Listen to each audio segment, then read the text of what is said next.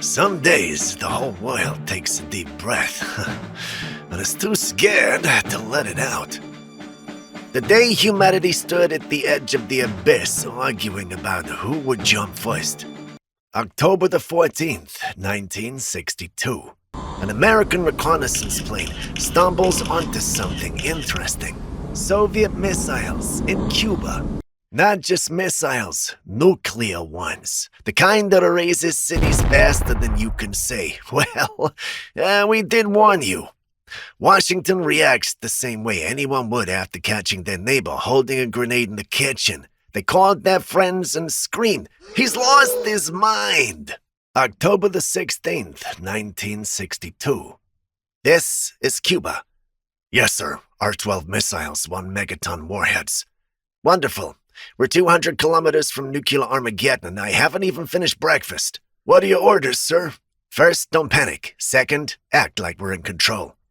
President John Kennedy finds out the USSR secretly stationed medium-range nukes in Cuba, 15 minutes to Washington. About as long as it takes to brew coffee and regret every life decision. October the 18th, 1962. Americans put missiles in Turkey. Fine. We'll put ours in Cuba. Let them feel a little nervous. And if they see it as a threat, that's the point. Fear keeps things stable. A man who isn't afraid has already lost. And Fidel agrees? Fidel will agree to anything, as long as no one's trying to invade him. Khrushchev's logic is simple. America puts a rock in your backyard, you put a brick in theirs. October the 22nd, 1962. Ladies and gentlemen, the United States is establishing a naval blockade around Cuba. Any vessel carrying weapons will be stopped. Sir, are you sure? It's practically a declaration of war. Practically is the key word. Let Moscow decide whether it becomes the real thing. Kennedy speaks to the nation. He announces a blockade. Not war, of course, just a quarantine. Sounds softer than, we'll shoot anything that moves. Soviet ships are already heading towards Cuba with more missiles. The world freezes. The planet's pulse, 200 beats per minute. October the 23rd to the 27th. 13 days where the world held its breath. Mr. President, the Soviet ships haven't turned around. They'll cross the blockade line in 2 hours. And what do you think we should do, Bob? If they don't stop, we fire.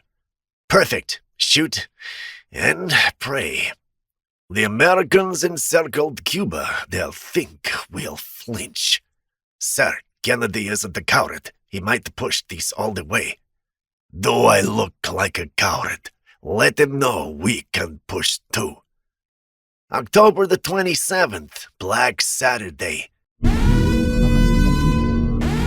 No contact with Moscow. Depth charges above us. We are under attack. That's not an attack, it's a warning. Prepare the nuclear torpedo.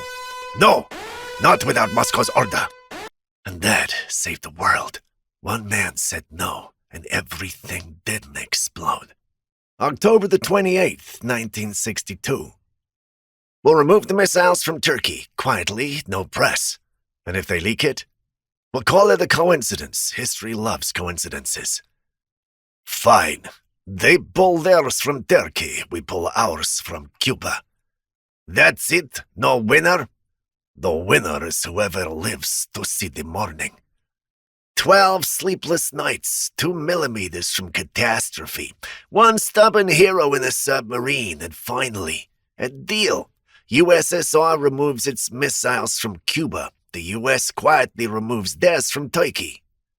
The world exhaled. But for how long? Well, gentlemen, seems the world is still standing. Yes, sir, for now. Could have been the end, comrades. But it wasn't. Then we are lucky. Depending on luck is a bad strategy. And that's how the day ended. The day the world stopped breathing. No one died. No one pressed the button. But if even one man had sneezed, well, you wouldn't be watching this video. Stay tuned for the next episode. Mysterious deaths of the world's most famous celebrities.